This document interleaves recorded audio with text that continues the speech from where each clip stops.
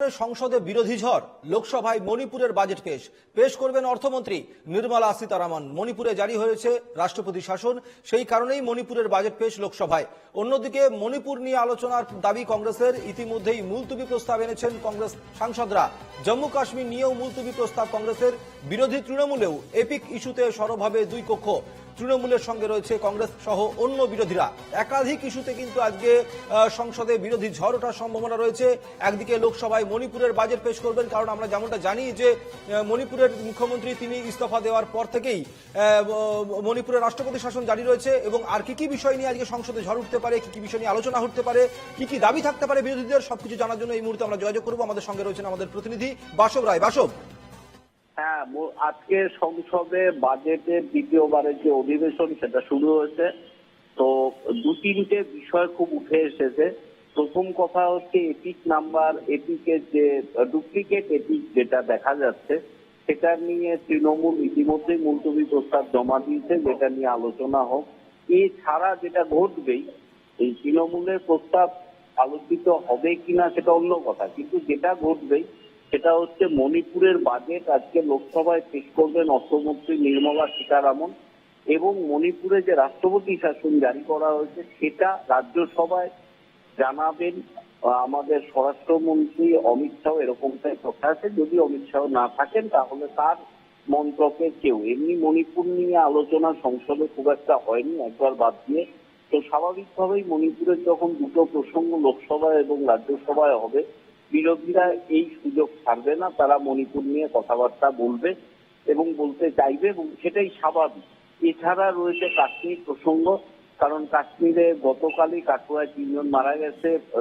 এই নিয়ে বিজেপি হই হট্টগোল করেছে আজকে কাশ্মীর বিধানসভায়।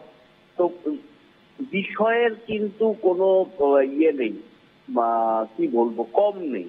এর ওপরে রয়েছে এবারে আমাদের যে বাজেট হয়েছে সেই বাজেট নিয়ে বক্তব্য। বিরোধীরা এখনো তো বাজেট নিয়ে খুব একটা কিছু বলেননি, কারণ এর আগে 15 দিন আগে যে সংসদ হয়েছিল সেখানে রাষ্ট্রপতির ভাষণ নিয়ে সবাই কথা বলেছিলেন। অভিষেক ব্যানার্জি কথা বলেছিলেন, রাহুল গান্ধী কথা বলেছিলেন, বিরোধী যারা, এবং সরকার পক্ষ তো বলবে। কিন্তু আমাদের দৃষ্টি যেদিকে, আজকে সংসদের দুটো পক্ষতেই মণিপুর এবং ডুপ্লিকেট এপিক নাম্বার নিয়ে ঝড় উঠবে, এটা প্রত্যাশিত।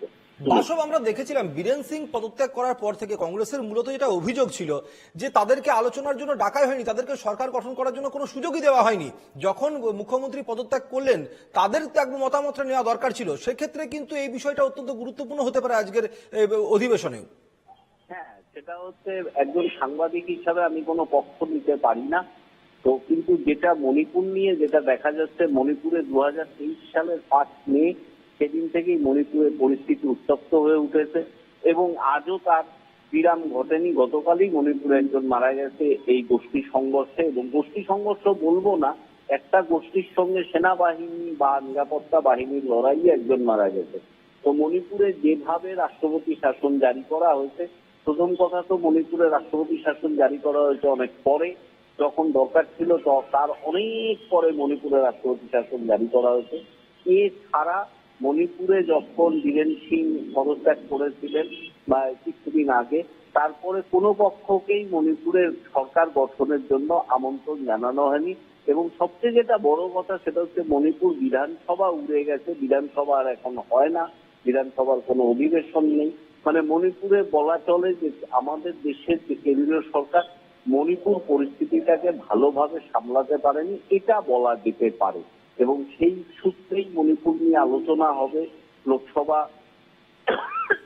বেশ, অনেক ধন্যবাদ বাসব। আমাদের সঙ্গে ছিলেন প্রতিনিধি বাসব রায়। আমাদের প্রতিনিধির সঙ্গে আমরা আলোচনা করলাম যে কি কি বিষয় নিয়ে আজকে সংসদে ঝড় উঠতে পারে, এবং তার মধ্যে অত্যন্ত উল্লেখযোগ্য এবং গুরুত্বপূর্ণ বিষয় যেটা বাসব বললেন যে মণিপুর ইস্যু। কারণ মণিপুর ইস্যুতে কিন্তু বারংবার বিরোধীদের একটা প্রেশার ছিল ভারতীয় জনতা পার্টির ওপর, এবং সেই বিষয়টাই কিন্তু আজকের সংসদের অধিবেশনের মধ্যে আলোচ্য বিষয়ের মধ্যে গুরুত্বপূর্ণ ভূমিকা পালন করতে পারে। পাশাপাশি তৃণমূল কংগ্রেসের এপিক বিতর্ক কিন্তু আজকে আলোচনায় কিন্তু মূল বিষয়বস্তু হওয়ার সম্ভাবনা রয়েছে।